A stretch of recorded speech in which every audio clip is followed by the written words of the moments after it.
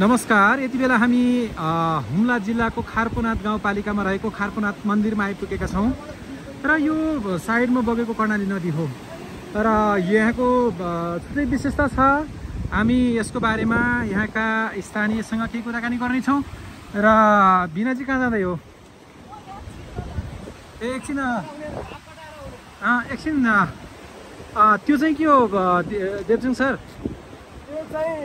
माघे संक्रान्तिमा main चाहिँ माघे सङ्क्रान्ति मेला लाग्छ। यो चाहिँ मान्छेले गल्ती गरेकाहरू अथवा चाहिँ कुनै चिजको चाहिँ जस्तै अब मलाई चाहिँ एकदम पैसा सकिन्छ भने छिटो त्यो चाहिँ अब चाहिँ यसलाई राम्रो होस् भन्नको लागि यहाँ भित्र गरेर चाहिँ बाहिर निस्किनुपर्छ। यो पाप काट्ने ठाउँ। पाप काट्ने ठाउँ।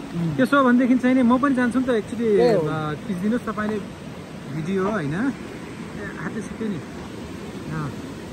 ल। अब पाप मोसनको लागि हामी पनि जाँदैछौँ।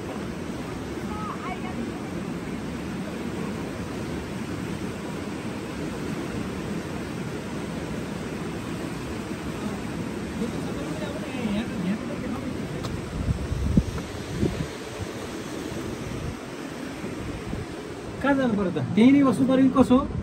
त्यो अब चाहिँ त्यहाँ भित्रबाट बाहिर निस्किने छ। यो चाहिँ यो भित्र चाहिँ गौजो काट्ने ठाउँ हुन्छ सर। यो भित्रलाई हजुर हजुर यो यस जस्तै यो देखिरहेको छ नि सर। यो बाबी हो। यो बाबी हो ल्याएर मुन्टामा रातभरि राखेर आएर काट्नुदेखि जानु मिल्दैन क्या सर। भन्छ नै तर कस्तो कस्तो जो हजुरको यो देखाएको छ नि बाबी हो। यो रातभरि चाहिँ गाउँबाट चाहिँ एउटा उ गरेर ल्याउने होइन सर। गाउँबाट चाहिँ आफ्नो मुन्टामा चाहिँ लगाएर ल्याउने, लगाएर आउने रातभरि यहाँ चाहिँ। अनि यो शिवजीको तपस्या गर्ने तपस्या गरिसकेपछि अब तपाईँले गरेका गल्तीहरू भयो त्यसपछि गएर चाहिँ कुन कुरामा तपाईँकोबाट चाहिँ छिटो चाहिँ खर्च भएर जान्छ लाइफमा चाहिँ अथवा पैसा होस् छिटो खर्च हुन्छ भने चाहिँ यहाँ आएर चाहिँ त्यो राति त्यसकै नाममा चाहिँ काटेर उहरू चाहिँ कुकुरीले काट्छन्। बाबी फेरि यहाँ काटेर फाल्छन् अनि जान्छन्। ए त्यसरी काटिन्छ भन्छ। धन्यवाद धन्यवाद।